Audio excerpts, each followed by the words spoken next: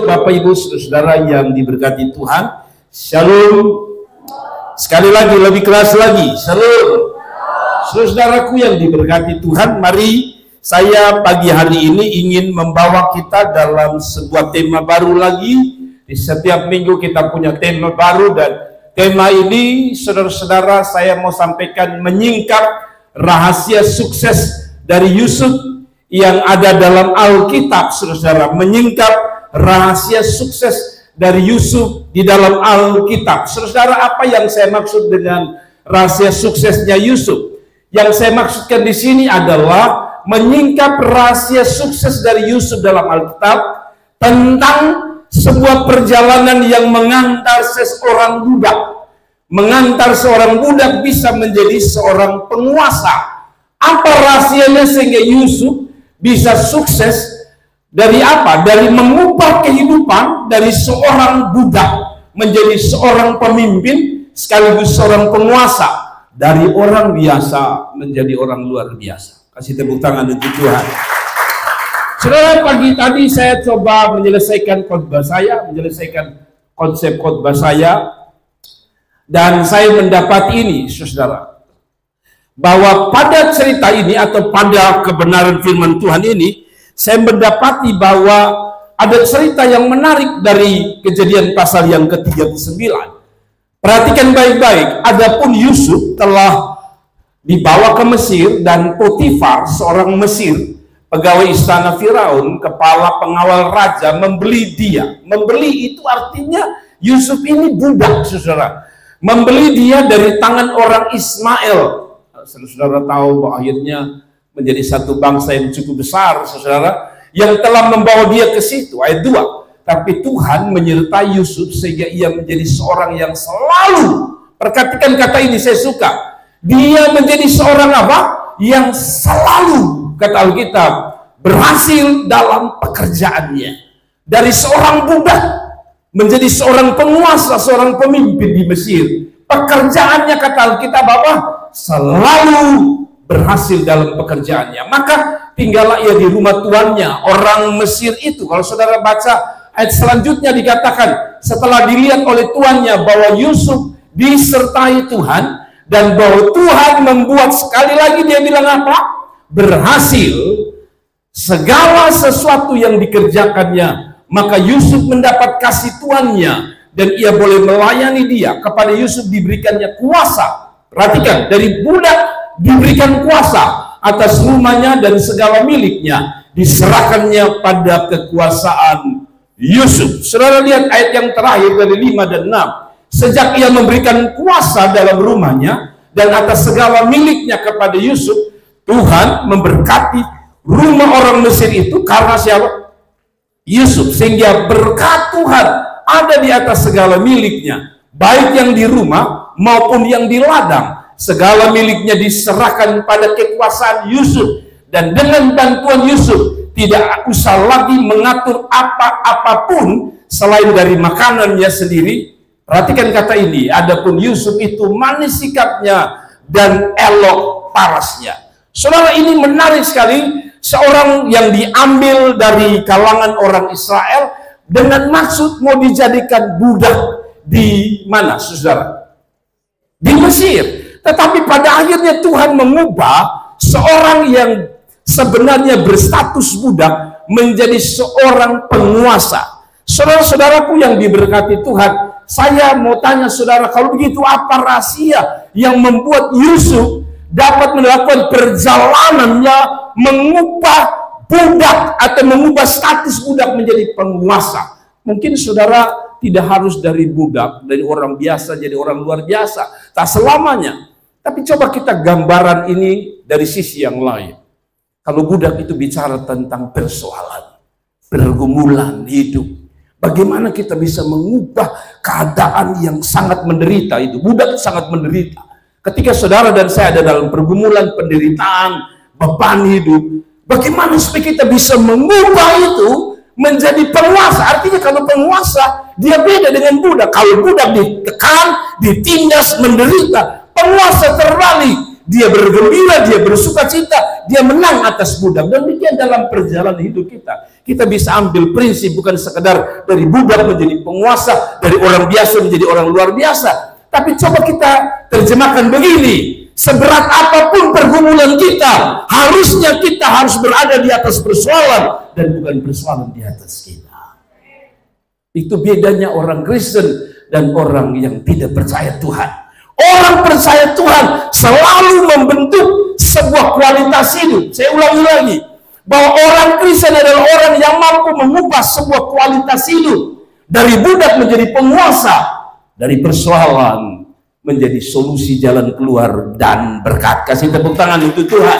Nah saudara-saudara, ketika saya tadi renungkan ini, Yusuf ini bagaimana sehingga perjalanan dia menjadi sukses di dalam hidup dia, di dalam Alkitab. Dan tentunya saya fokus kepada sebuah perjalanan yang mengantar dia sebagai seorang budak bisa menjadi seorang penguasa. Apa rahasianya? Sehingga Yusuf bisa sukses mengubah kehidupan dari seorang budak menjadi seorang pemimpin, seorang penguasa.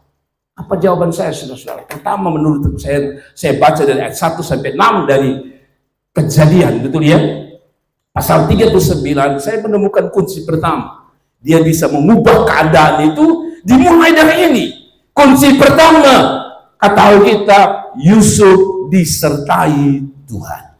Saudara, kalau Tuhan sertai saudara, maka status budak, kehidupan budak bisa dinaikkan menjadi kehidupan penguasa. Dari persoalan dapat diubah menjadi sebuah solusi jalan keluar dan kemenangan. Menurut catatan ini di dalam ayat 1 sampai 2, rahasia dia mengubah hidupnya, mengubah persoalannya, mengubah pergumulannya dimulai dari ayat 1 dan 2. Kunci pertama kata Alkitab, dia disertai Tuhan. Coba kita baca, saudara yang diberkati Tuhan. Mari kita baca ayat 1 2. Adapun Yusuf itu telah dibawa ke Mesir, dan Potifar seorang Mesir, pegawai istana Firaun, kepala pengawal raja. Kalau kepala pengawal raja ini berarti dia ini kepala Kopassus, ya, benar-benar adalah orang ring satu yang menjaga sang raja atau presiden. Membeli dia dari tangan orang Ismail yang telah membawa dia ke situ. Setelah Yusuf dibuang ke sumur oleh saudara-saudaranya, ada orang Ismail lewat. Lalu mereka bilang, jangan bunuh dia. Lebih baik kita jual saja ke orang Ismail. Dan orang Ismail ini bawa dia ke Mesir. Maksudnya juga mau dijual lagi jadi budak. Tapi ingat baik-baik, Yusuf tidak menyerah dengan keadaannya sebagai budak. Orang percaya kita kadang-kadang seperti budak. Masalah itu menekan kita, membuat kita tak berdaya, tidak bisa bikin apa-apa. Tapi kita masih punya Tuhan yang sama, yang bisa mengubah keadaan itu. Dan Yusuf tidak mau tinggal dalam keadaan itu. Harusnya dia budak, harusnya dia orang kalah, harusnya dia orang yang tidak bisa menang atas pergumulan. Tapi kata ayat 2 bilang begini, tapi Tuhan menyertai Yusuf, sehingga ia menjadi seorang yang selalu berhasil dalam pekerjaannya, termasuk berhasil dalam mengubah keadaan tadi dari budak menjadi seorang tuan. Saudara-saudara, saya coba bawa kita begini, coba perhatikan saya. Saya hari-hari ini coba membawa saudara lebih banyak untuk menguatkan saudara dalam beberapa minggu ini. Dan saya mau coba bawa begini. Kesimpulan saya sederhana. Saudara hanya bisa mengubah keadaan, apapun keadaannya, dari persoalankah, dari pergumulankah, dari beban hidupkah, dari status sosial saudara, hanya terjadi bila Tuhan menyertai saudara. Kalau Tuhan tidak menyertai, maka Daud hanyalah seorang anak kecil yang tidak berdaya menghadapi Goliat. Tapi Daud sadar dan Daud bilang begini, kamu datang dengan aku dengan lembing dan tombak, aku datang dengan nama Tuhan. Daud menyadari bahwa kemampuannya tidak cukup untuk mengubah keadaan, berperang melawan Goliat. Demikian juga dengan Yusuf, dia tahu statusnya yang namanya budak tetap budak. Tetapi dia tahu kalau dia disertai Tuhan, apapun bisa berhasil. Termasuk berhasil mengubah keadaan. Dimulai daripada karena ada Alkitab, Tuhan menyertai dia. Saudara-saudara, kalau mau lihat kuliahmu berhasil, Jangan hanya andalkan otakmu, tapi berdoa supaya Tuhan menyertai saudara. Kalau saudara seorang kepala rumah tangga, jangan berjalan dengan hanya sekedar pengetahuanmu tentang sebuah rumah tangga.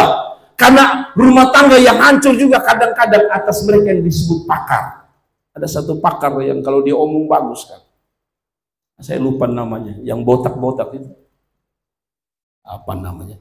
Dia sering memberi kata-kata hikmat yang siapa namanya? Mtegu, saya tidak mau sebut karena bisa salah. Mtegu itu kalau dia ngomong solusi keren, saudara. Tapi katanya menurut orang dia punya rumah tangga gagal. Berarti sehebat apapun pakar itu, kalau bukan Tuhan yang ada di dalamnya, berantakan. Kalau bukan Tuhan yang ada di dalam, sehebat apapun orang bicara, sehebat apapun orang bikin konsep, gagal. Sebaliknya seperti Yusuf, sebenarnya dia tidak punya kesempatan mengubah hidup, tapi karena Tuhan menyertai, maka tak ada yang mustahil bagi Tuhan. Amin. Kasih tepuk tangan untuk Tuhan. Saya tidak tahu di mana posisi Anda dan saya. Hari ini Anda ingin mengubah keadaanmu dari seorang budak, dari orang yang tidak dianggap, dari orang yang diremehkan, dari orang yang dianggap tak ada apa-apa. Saudara mau mengubah supaya minimal satu waktu orang beri hormat kepada keluargamu. Sertakan Tuhan dalam hidup saudara. Kalau ini bicara keadaan, sertakan Tuhan dalam hidup saudara. Nah, kalau kita belajar ayat ini, saya ambil kesimpulan 3 hal. 1, apa artinya Yusuf disertai Tuhan? Berarti konsepnya Yusuf disertai Tuhan lah yang membuatnya berhasil. Kalau begitu 1 pelajarannya. Selalu memulai setiap hari hidup kita dengan memohon penyertaan Tuhan. Bangun pagi, jangan kerjakan apa-apa. Minta Tuhan sertai saya. Mau ke tempat Anda bisnis, bilang Tuhan, saya mau berangkat kerja, sertai saya. Mau bikin kue, jual, bilang sama Tuhan, sertai tangan saya. Kan banyak orang bikin kue, tapi tangan yang disertai Tuhan tentu beda. Tidak ada tangan seperti saudara tidak percaya sekali. Saudara baik-baik, bangun pagi, mau kuliah, mau kerja, mau jalan, mulai minta Tuhan, sederhana, sertai saya. Maka saya percaya saudara akan lihat sesuatu yang berbeda dalam hidup saudara. Kasih tepuk tangan untuk Tuhan Yesus. Orang muda mau pacaran, minta penyertaan Tuhan. Sebab kalau tidak, gagal rumah tangga, sehebat apapun secinta kita pada pasangan hidup, ingat, di tengah jalan ada banyak godaan. Kecuali satu, Anda disertai Tuhan. Karena itu, ini berlaku untuk semua. Berlaku untuk saya pendeta, bahwa saya hanya bisa hidup, hanya bisa sukses, hanya bisa berhasil, hanya karena penyertaan Tuhan. Saya suka dengan doa-doa dari jemaat untuk kami setiap hari Jumat. Saya selalu dengar ini, kata Tuhan, kami tahu bahwa kalau ini pekerjaan Tuhan di Nasar masih ada, semua karena Tuhan. Maka saya aminkan ini bahwa 1, kalau Yusuf bisa berhasil, kita punya kesempatan yang sama. Kalau kita sama-sama sepakat, Tuhan sertai saya. Mama, bapak, anak-anak punya konsep yang sama. Tuhan, kami tidak mau jalan pagi hari ini. Kami tidak akan pergi ke tempat kerja. Kami tidak akan pergi sekolah. Kami tidak kerja skripsi. Kami tidak kerja proposal dengan kekuatan. Tapi kami minta penyertaan Tuhan. Bahkan di dunia pelayanan pun kita 2 kali lipat harusnya minta penyertaan Tuhan. Makanya setiap Jumat itu sebenarnya kesimpulannya sampai di khotbah saya ini. Saudara berdoa di hari Jumat supaya kita disertai Tuhan. Sebab apa bedanya kita dengan penyanyi dunia? Mereka lebih hebat. Tapi 1, mereka tidak bisa menghadirkan hadirat Tuhan. Kita bisa. Karena Tuhan menyertai kita. Maka tak ada yang mustahil kalau Tuhan sertai kita. Saya suka guyon. Orang Kupang bilang, main gila. Ya, saudara itu, khusus om tante itu kalau bawa keponakan beda-beda. Ada yang kalau bawa keponakannya itu bawa pesiar keliling kota Kupang, pergi ke luar kota. Tapi ada tante om yang sambil ajak jalan-jalan, beli snack, beli aqua, beli kue. Sehingga kadang-kadang mereka bilang, kalau jalan nih, tante yang itu lebih enak. Karena ada penyediaan. Sebenarnya di bahasa saudara, karena ada penyertaan. Maka lihat anak mulai loyo-loyo bilang, lu mau es. Gitu. Beda dengan yang sejalan haus juga tidak ada kepekaan, itu beda. Tuhan kita peka, kasih tepuk tangan untuk Tuhan. Nah, maksud saya begini, manusia saja sertai kita. Jadi kalau anak-anak saya jalan dengan salah satu di pun tante, saya bilang, sudah tahu, saya pikir aman pasti. Nah, bayangkan kalau Tuhan yang menyertai kita, lebih dari aman. Kasih tepuk tangan untuk Tuhan. Yang kedua, dari ayat itu, dari penyertaan Tuhan yang dialami oleh Yusuf, saya mau bilang, yang kedua, jangan pernah berjalan sendiri dan merasa mampu berjalan sendiri tanpa penyertaan Tuhan. Jangan pernah, sehebat apapun Anda, sepintar apapun Anda, seprofesional apapun Anda dalam hidup Anda, jangan pernah berani jalan sendiri tanpa Tuhan. Satu waktu Petrus dengan para murid lain itu kan biasa jago bawa perahu, jago tangkap ikan. Jadi satu waktu Yesus bilang, beta mau berdoa di bukit, jadi bosan jalan dahulu, kalian jalan dahulu. Petrus mungkin berkata, sudah tenang, gampang ini, beta biasa nih bawa perahu ini. Yang kita bilang di tengah jalan, perahu itu dihantam badai. Mereka teriak, Yesus! Dan Yesus datang di pagi gelap gulita, lalu mereka bilang, guru kami binasa. Perjalanan yang tidak disertai Tuhan adalah perjalanan yang paling berbahaya. Saudara ulangi, saya ulangi bahasa ini. Perjalanan yang tidak disertai Tuhan adalah perjalanan yang paling membahayakan dalam hidup saudara. Kenapa? Karena tanpa penyertaan Tuhan kita gagal, tanpa penyertaan Tuhan ada badai besar yang tidak bisa dihentikan oleh kita. Ada amin. Yang ketiga, kesimpulan dari ayat itu hanya bila Tuhan menyertai kita, maka kita akan mencapai mimpi, harapan, dan cita-cita. Betul. Kalau Tuhan menyertai, saya tidak perlu takut. Kalau Tuhan menyertai, saya percaya Dia adalah Allah yang selalu bekerja tuntas.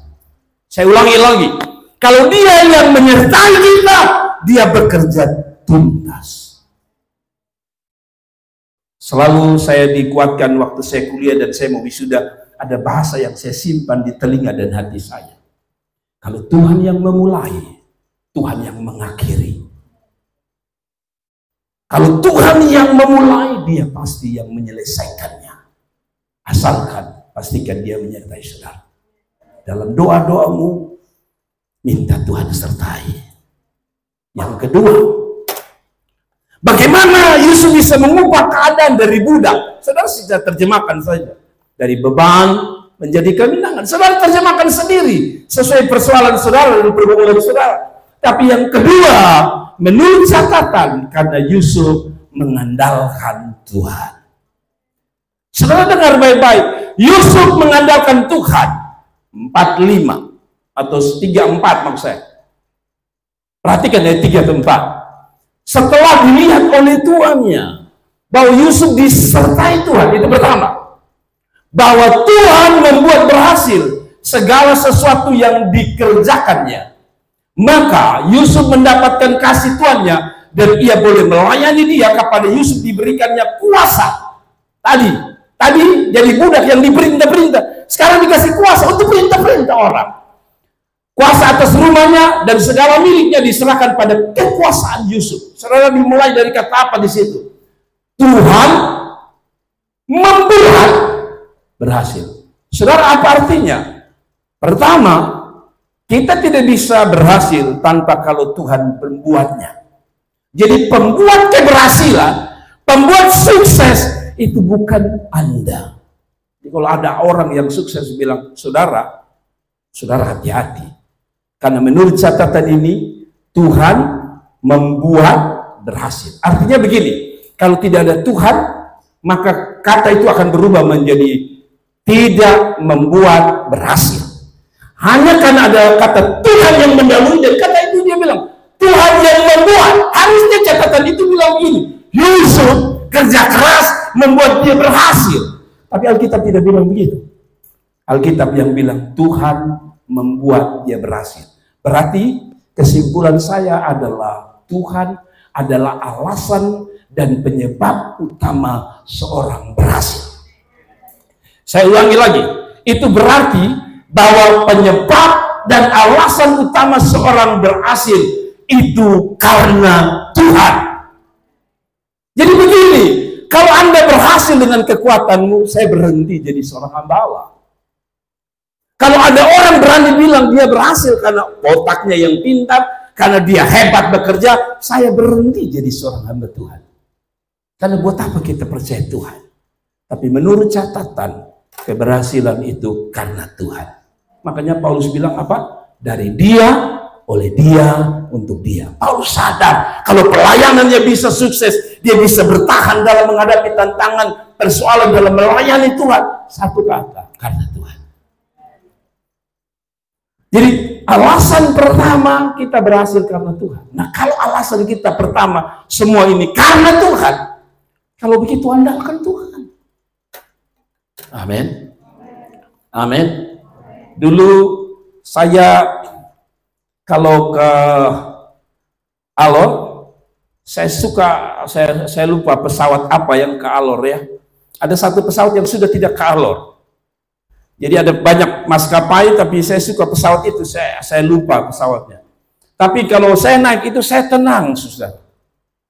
Kalau saudara pernah ke Alor, lalu naik pesawat, Alor itu punya, kalau Kupang ini enak, dari Surabaya, dari Bali kita turunnya lurus gitu. Tapi kalau saudara ke Alor, itu kalau saudara mau turun ke Mali, tempat bandar udaranya Alor, dia dari Kupang, dia arah ke sana dulu, baru dia orang bilang tikung tajam gini. Saya ngeri sekali. Lalu di bawah itu pantai. Saya membayangkan tiba-tiba paling-paling lemah, tak berdaya, lalu dibilang saya lelah.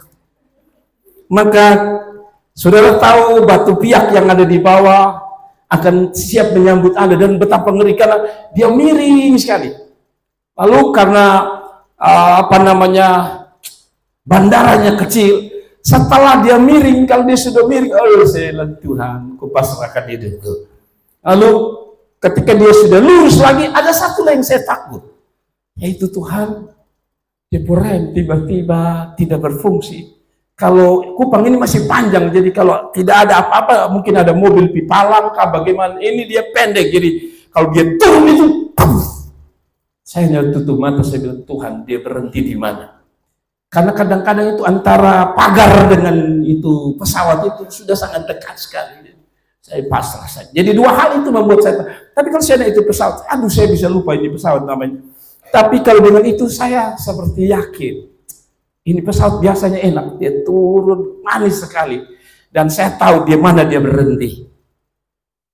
Kalau saya bisa meyakini ada pesawat yang membuat saya tenang. Saya andalkan pilotnya, saya andalkan pesawatnya. Saya kasih tahu saudara, ada Tuhan kita yang lebih jelas, Tuhan Yesus namanya. Andalkan dia di dalam hidup saudara dan saya. Yang kedua, bicara tentang kalau Tuhan yang membuat merupakan alasan utama Yusuf berhasil, maka kita juga harus andalkan Tuhan. Tapi yang kedua, bila kita sadar sukses itu bukan karena kita semata, tapi semua itu hanya karena anugerah. Jadi tadi kan dia bilang yang membuat Yusuf berhasil siapa? Tuhan. Kalau begitu satu kata apa dalam pelajaran ini? Anugerah. Saya selalu bawa hidup ini untuk mengatakan kalau saya berhasil, anugerah. Saya bersyukur ya, saya lahir dari antara kakak adik yang paling bodoh saya. Paling bodoh. Yang lain itu rapor bagus, juara-juara. Saya tidak. Saya kadang-kadang berpikir, dulu saya berpikir, kenapa Tuhan kasih saya bodoh ya? Kenapa Tuhan tidak kasih saya pintar? Kalau saya pintar, saya mau bantu orang. Tapi saya sudah coba belajar sampai kuliah, Ya, kalau saya pun nilai mau naik kelas saja itu kasih karunia. Tapi setelah saya titik di hari ini, sebenarnya Tuhan mau ajar saya begini, kalau saya kasih kamu pintar, mungkin kamu sudah jadi orang sombong. Kalau saya kasih kamu bisa, mungkin kamu tidak akan mengandalkan aku seperti hari ini. Tuhan kasih saya kelemahan itu supaya saya sadar. Setiap kalau saudara tahu, mungkin orang itu kalau mau ujian itu mungkin berdoa 1 kali ya. Tuhan, ini hari ujian ujian akhir. Tuhan sertai saya. Amin. Itu kalau orang pintar begini. Tapi saya tidak tahu yang lain. Saya tahu, saya berdoa, Tuhan, saya semua berangkat ini, Tuhan sertai, berkati apa yang saya pelajari, supaya saya bisa isi. Sampai di kelas, saudara tahu, orang belum apa-apa, saya sudah duduk, Tuhan. Tuhan tolong Tuhan. Saudara tahu, sudah mulai isi saja. Sudah mulai isi. Kertas datang. Pasti saya lihat, kalau yang gampang, wajah saya cerah. Tapi kalau sudah mulai lihat lebih banyak susah, bilang, Tuhan. Oh Tuhan, tolong Tuhan. Ketiga. Dan saya kasih tahu saudara, mau usi 1 nomor ke 1 nomor, saya bilang Tuhan. Sampai satu waktu, kadang-kadang saya selalu bilang, dalam nama Yesus. Karena saya tidak bisa bikin apa-apa, tapi saya tidak ajar saudara jangan bikin begitu ya. Nanti saudara tidak naik kelas, saya bilang, itu Bapak Gembala bilang, dalam nama Yesus. Tidak, maksud saya begini, saya sedang mau kasih tahu saya, bahwa kalau saya bisa naik kelas, saya bisa lulus. Saya jujur sama saudara, saya tidak omong hanya sekadar lip service, bibir mulut saya mengakui di hadapan Tuhan 100%. Hidup saya ini anugerah Tuhan. Harusnya kita juga begitu. Sehebat apapun anugerah Tuhan. Amin. Kalau ada yang jadi pegawai, itu anugerah Tuhan. Coba saudara lihat, saya kasih tahu saudara anugerah Tuhan. Kenapa saudara anugerah Tuhan? Biasa pegawai itu terima berapa orang? Misalnya, terima 50 orang. Tahu Anda seberapa yang daftar? 3.000 orang. Lalu Anda di antara 50, bukankah Anda hebat? Bukankah itu anugerah Tuhan? Jadi, semuanya anugerah. Yang jadi polisi, jadi tentara. Itu bukan hanya karena lu pun tinggi, pas. Bukan hanya karena lu pandai bertahan waktu masa-masa pelatihan, tidak, itu betul bagian kecil, tapi menurut saya bagian besarnya adalah anugerah. Kadang-kadang saya lihat saya dengan ada polisi satu dan tentara satu, saya sengaja berdiri di samping dia, kayaknya saya lebih tinggi dia, tapi kenapa saya tidak jadi polisi, dia jadi polisi? Anugerah. Ada amin, ada amin. Kita ini akan, maaf, kakak Tia sekarang kerja di Malaysia. Itu juga anugerah. Karena ada orang suruh kerja dari dulu, gaji banyak. Tapi jangankan ke Malaysia, Timor Leste belum pernah. Anugerah. Sebenarnya kalau kita selidiki ini hidup, ini banyak anugerahnya. Hanya orang tidak menyadarinya. Amin. Kita bikin kue sama-sama, 1 angus 1 jadi. Anugerah itu. Amin. Lihat di YouTube. Telur kasih masuk dahulu. Sama kasih masuk. Habis terigu saya tidak tahu di susunan. Tapi 1 ke batu lempar orang mati. 1 orang bilang makan taruh di mulut hancur lidah. Noi babece. Lupunya batu karang juga kalah. Padahal konsepnya di YouTube yang sama. Anugerah. Ada amin. Kasih tepuk tangan dulu untuk Tuhan kalau saudara setuju. Hidup adalah anugerah Tuhan. Saya kalau kadang-kadang kalau pikir-pikir ya, hidup saya pendeta, anak saya bisa 3 kuliah, bagi saya anugerah. Saya kadang-kadang duduk sama Tuhan lalu menangis sendiri. Karena harusnya tidak bisa, tapi anugerah. Saudara yang kuliah, bapak saudara bisa kasih uang kuliah, mama saudara bisa kasih uang kuliah, ingat, anugerah. Karena ada banyak orang jangankan mau kuliah, dia mau makan saja, dia harus pergi di lampu merah sana sambil bilang, Om beli kerupuk Om beli kerupuk Om, ada jagung nih, ada jagung ini. Saudara pernah di lampu merah pas parkir, anak-anak itu lari kepada saudara. Saudara tidak berdiri di situ, tapi Anda kuliah, anugerah Tuhan. Kasih tepuk tangan dulu untuk Tuhan. Dan mau saudara lihat ini, apa yang kita bisa belajar? Yang ketiga, kita harus belajar mengandalkan Tuhan. Kalau Yusuf sudah kasih peringatan sekaligus pelajaran bahwa dia sukses bukan karena dia hebat, tapi karena dia mengandalkan Tuhan. Karena dia sadar Tuhan yang buat. Dari kitab Kejadian pasal 1, Tuhan suka kasih tahu bahwa dia yang buat. Kalau ini alam semesta begini besar dia bisa buat, apalagi hanya cita-cita dan harapan saudara. Kalau ini alam yang besar luar biasa, dia bisa adakan. Apalagi hanya berkat-berkat kecil, haknya sekedar makan, minum, pakai yang kita perlukan. Tuhan jauh lebih hebat. Amin. Jadi mari kita belajar mengandalkan Tuhan. Kalau saudara mau lihat persoalan pergumulanmu diubah dari persoalan menjadi kemenangan.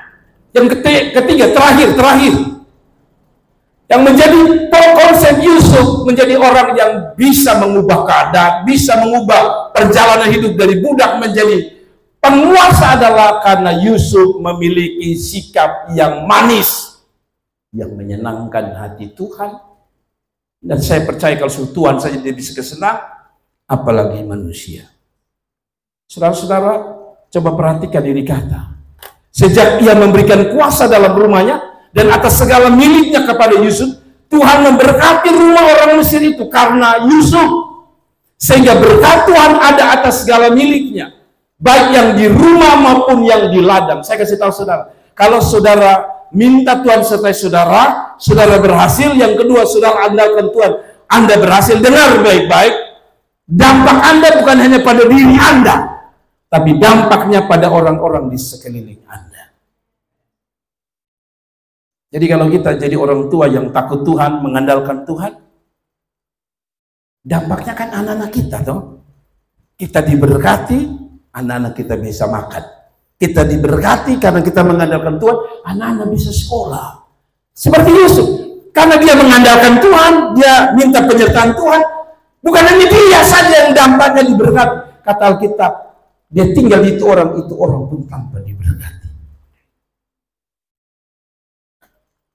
Makanya saya setuju juga, kadang orang bilang, memberi itu juga harus lihat dia tanpa. Kalau tanpa itu subur, berilah, karena disitulah Anda akan diberkati. Maksudnya tempat subur itu tempat yang mengajarkan benar-benar firman Allah yang murni, yang mengajarkan tentang berharap dan mengandalkan Tuhan. Amin. Nah, perhatikan ayat 6. Segala miliknya diserahkan pada kekuasaan Yusuf. Dan dengan bantuan Yusuf, ia tidak usah lagi mengatur apa-apa. Maksudnya Potifar. Apapun selain daripada makanannya sendiri. Perhatikan kata ini terakhir. Adapun Yusuf itu manis sikapnya dan elok parasnya. Saudara dengar begitu. Orang berhasil mengubah keadaan itu salah satunya sifat. Amin. Kalau saya pun sifat jahat, bagaimana orang mau datang berteman dengan saya? Kalau orang tidak berteman dengan saya, bagaimana orang itu bisa menolong saya? Dia pun logika begitu. Mengerti ya? Karena dia baik dengan Potifar. Potifar ini adalah orang yang penguasa. Dia yang menentukan bagaimana orang bisa bekerja. Karena dia baik dengan Potifar, maka kebaikan yang ada pada Potifar dilanjutkan pada Yusuf. Jadi hidup ini bukan sekedar mengandalkan Tuhan, minta penyertaan Tuhan. Kita harus berusaha menjadi orang baik. Amin. Saudara dengar baik-baik. Saya ada seorang bilang begini. Saya coba buka di dalam salah satu. Dia bilang begini. Kenapa ada orang yang pintar gagal, ada orang yang bodoh bisa berhasil? Bahkan ada survei mengatakan kebanyakan orang bodoh berhasil. Salah satu penyebabnya dia bilang begini, kalau kamu mungkin tidak pintar secara intelektual, secara akademis, tapi kamu bisa menarik perhatian orang dengan sifatmu yang baik, Anda bisa jadi orang sukses. Sekali lagi, kalau sifat saudara baik, orang menerima Anda. Kalau orang menerima Anda, Anda punya kesempatan jadi lebih baik itu mungkin. Amin. Saya tadi malam cerita kepada dua anak alor. Mereka panggil saya Opa. Saya bilang, karena mereka baru kuliah di Kupang, jadi mereka bilang, Opa setengah mati sendiri di sini. Saya bilang, Kalian dengar, waktu saya kuliah pertama kali di Malang, saya sendiri. Saya benar-benar sendiri. Dan apa yang saya khotbah ini bukan sekedar saya ngomong. Saya alami, saya minta penyertaan Tuhan. Karena hari itu kami tidak punya keluarga di Jawa Timur. Kalaupun ada jauh ya. Yang kedua, saudara, saya benar-benar berserah karena begini. Saya tahu Papa saya tidak mungkin karena kami punya kakak adik bersaudara punya kebutuhan banyak. Saya benar-benar minta penyertaan Tuhan. Karena pertama saya jauh, zaman itu tidak ada m-banking, tidak ada orang, hanya ada kirim uang lewat pos. Nah, saya pun kakak sering kirim 20.000, saya pun kakak Maida sering. Tapi itu sudah yang paling besar. Tapi tentu tidak selalu kan? Jadi betul-betul saya berharap sama Tuhan. Tapi saudara, satu yang saya coba bangun, saya tidak bilang bahwa saya selalu baik. Saya juga tentu bergumul dengan apa yang disebut kata baik. Tapi setiap saya pergi sebuah gereja, saya berusaha jadi baik dalam pengertian begini. Karena saya pelayanan, saya tidak punya apa-apa. Maka kalau misalnya gembala bilang saya datang, misalnya kalau doa Jumat itu jam 5 sore, maka jam 3 saya sudah berangkat dari kampus. Sampai saya sudah buka pintu, saya bersihkan. Nah, saudara tahu, ketika saya baik, saudara, maksudnya baik mengerjakan gantung gembala itu, rupanya waktu saya satu waktu mau diusir oleh sekolah karena tidak punya gembala saya ini yang mungkin cerita ke sponsor saya ini, itu anak baik, dia bangun di saku, mungkin ini saya pikir begitu. Lalu orang bayar saya, dan sponsor saya itu mungkin karena dia tahu bahwa saya tidak menggunakan kesempatan dalam kesempitan. Sejak dia bayar saya kuliah pertama kali, kasih saya makan enak, bisa saya saja ada apa-apa saya telepon dia. Tapi saya saudara mau tahu bahwa sampai hari ini dia orang Chinese, dia tidak ada hubungan darah dengan saya, dia putih, saya black. Tapi hari ini kami punya hubungan masih sangat baik. Istri saya ini kalau turun, kalau kami dua turun, dia bisa lihat bagaimana orang ini baik luar biasa. Namanya Ko Agus yang saya sering bilang di situ. Orang kaya luar biasa. Kalau saya sampai itu, dia yang sambut saya, lalu kunci mobilnya dia kasih ke saya. Pertanyaan saya, kalau saya jelek misalnya, tahun-tahun itu, kira-kira dia berani kasih saya mobil tidak? Jangankan kasih mobil, sekarang saja kasih mobil dompi gade. Tapi karena mungkin dia tahu saya dari waktu kuliah, jadi dia kasih. Setiap kali saya pergi, saudara tahu bukan hanya mobil, saudara.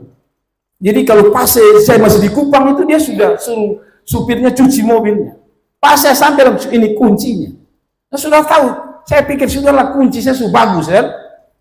Selalu dia bilang ini uang bensinnya. Saya pikir sudah kok kasih uang gampang, apalagi kan solar murah. Sudah solar gampang gitu. Tidak, ini isi. Waktu saya rapat baru-baru dikasih saya uang bensin selama beberapa hari. Jadi saya keliling kota Malang pakai. Maksud saya begini, saya tidak bilang saya orang sangat baik. Tapi maksud saya begini. Kalau saudara punya karakter yang baik, masa tidak ada orang yang baik yang mau nolong saudara? Masalahnya kalau karakter kita jelek, sudah malas, pemberontak, siapa yang mau tolong saudara? Siapa? Alkitab bilang dia berhasil bukan hanya karena dia mengandalkan Tuhan, dia minta penyertaan Tuhan, tapi juga dia orang baik. Amin. Saya harus jujur bicara ini. Saya tidak bermaksud apapun. Itu sebabnya di gereja ini maaf. Kalau saya di Ibu Gembala sedikit mendidik saudara. Kami selalu ajar habis makan cuci piring. Kenapa? Dan saya selalu bilang ke anak saya Cynthia, ingat ya. Saya pernah jadi mahasiswa. Jadi lu jangan pergi kalau lalu orang bilang, Anda usah cuci.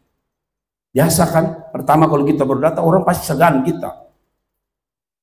Anda bisa tanya Ibu Gembala, kami tinggal di orang kaya ini, dia punya pembantu, dan dia marah kalau saya dengan istri kerja. Tapi saya dengan istri selalu bangun pagi, kami pergi cuci piring. Dan maaf kata, setiap kali kami pulang, sudah kasih uang lagi, kasih uang tiket kadang-kadang lagi. Kasih uang belanja lagi, belanja kasih kami, bersiar lagi. Karena kami belajar untuk orang bilang bawa diri. Amin. Orang muda, saya kasih ingat saudara, ini saya mau saja. Kalau saudara mau tidak apa-apa, tidak mau tidak apa-apa. Saya selalu pikir begini, jemaat kita kan kecil, ya toh? Misalnya, kan Novi bikin acara. Saya minta kaum muda, bikin jadi orang baik. Habis kita makan, jam kita pulang.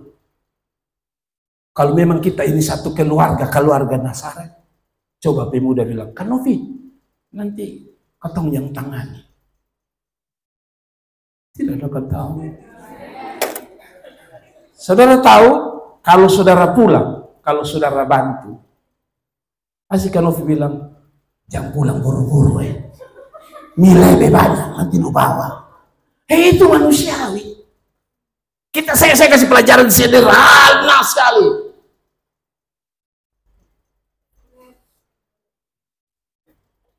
Kadang-kadang kita tidak mau, tidak apa-apa. Tidak apa-apa, tapi saya mengalaminya. Sudah tahu ini speaker, ini harga 9 juta. Itu yang dari tadi saya bilang, kok Agus tadi.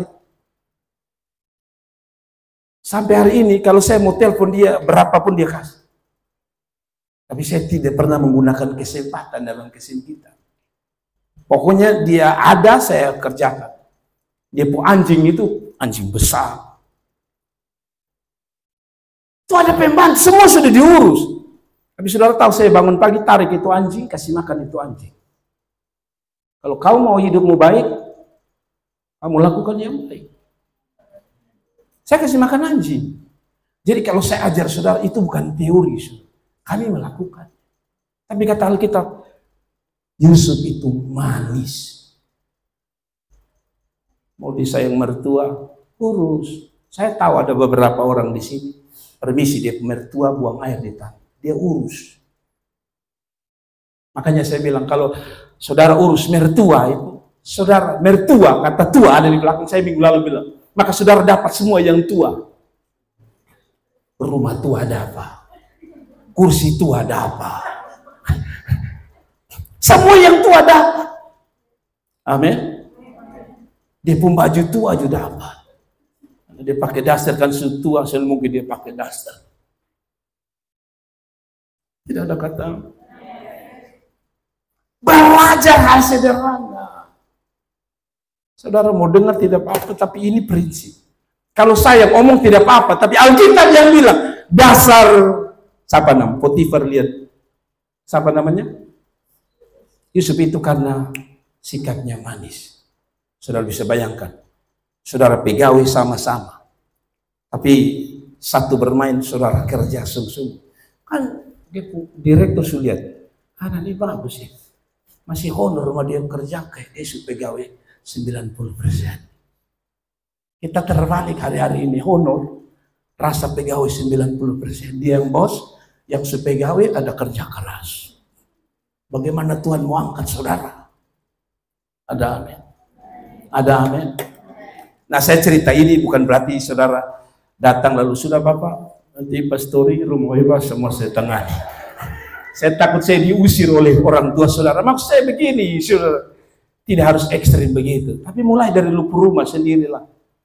Lihat lupu mama. Pegang cuci, nah tolong. Lapas peta. Serius. Mama sukucak sampai banting-banting. Ember yang memang ditulis banting tidak pecah, tapi mama banting sampai pecah. Lu harus pahami itu. Mama masak capek-capek, lu pulang tidak bantu lagi, makan 4 kali lagi. Bagaimana dia mau pikir begini? Nanti kalau mama ada berkat, Neo beli 1 gram jubai. Dia lu pun pemalas, dia lu punya otak yang tidak tahu bikin apa-apa ini. Biar orang tua ada doi, dia tanya, mama ada doi. Saudara, ada susunnya adalah muka asli. Hai saudara, ada amin. Saya omong ini karena saya pernah di titik itu juga. Saya dulu ini paling pemalas loh. Kalau minta uang sekolah ini saya bapak bilang, apa? Bapak kalau bilang frek itu lebih yang minta, lu menangis meratap lebih meratap di hadapan Tuhan daripada di hadapan Bapak. Tapi saya lihat kalau lu bikin baik-baik. Saya ini kan suka bantu Bapak, saya jual kelapa. Kalau pagi-pagi potong kelapa jual, itu langsung bilang Bapak 100 amin. Nah, jangan coba-coba lu bantu bilang Bapak ini 50, tahu situ. Itu belum laku. Nanti saya bantar dulu. Ada amin? Kalau ada orang tua yang setuju katakan amin. Ya orang tua suka si bersih semua perlu datang. Sebagai telah selalu bilang, tempe tiap hari. Orang tua dalam hati kurang ajar, satu sesuatu bantu lagi, omong banyak lagi. Besok bekas makan lu lombok semua. Tapi maksudnya begini, saya harus kasih tahu jujur bahwa hidup ini tak usah jadi baik untuk tetangga, minimal untuk mama bapak dulu.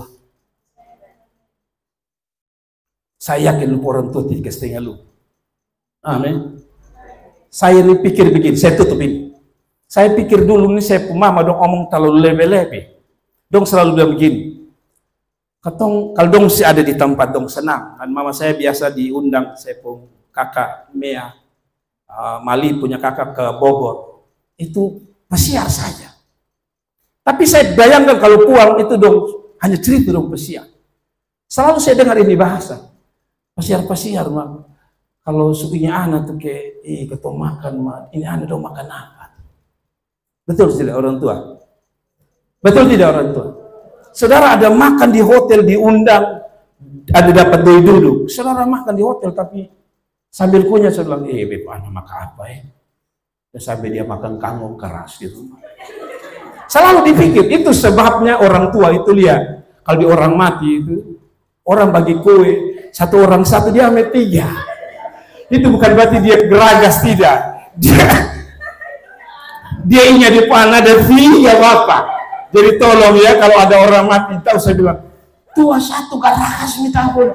Ya ada anak 3. Ada amin. Maksud saya begini. Saya baru sadar waktu kadang-kadang jujur saya agak nakal. Jadi saya pergi makan di luar diam-diam tidak tahu istilah. Tapi di tempat itu saya tertuduh luar biasa. Kalau saya tertuduh pas saya WA, mau makan apa? Kalau roh Tuhan sudah bicara, aduh saya tidak bisa tahan. Maksud saya itu makan kadang-kadang saya pikir gini, kadang-kadang beta khutbah, beta semua beta urus sendiri.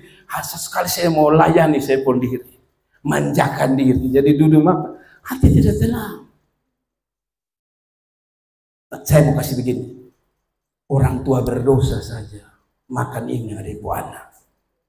Walaupun waktu sampai dia ingat dia beli Tuhan ini memang sayang lu. Kepala batu tahu. Tapi dia tetap bawa. Coba praktekkan ini pada Bapa di sorga. Bapa tuh lihat kita nih banyak menyakiti Tuhan. Tapi kalau kita yang jahat saya tahu memberi yang baik kata kita apalagi Bapa di sorga. Kasih tepuk tangan untuk Tuhan. Dan kita berdoa bersama-sama. Amin.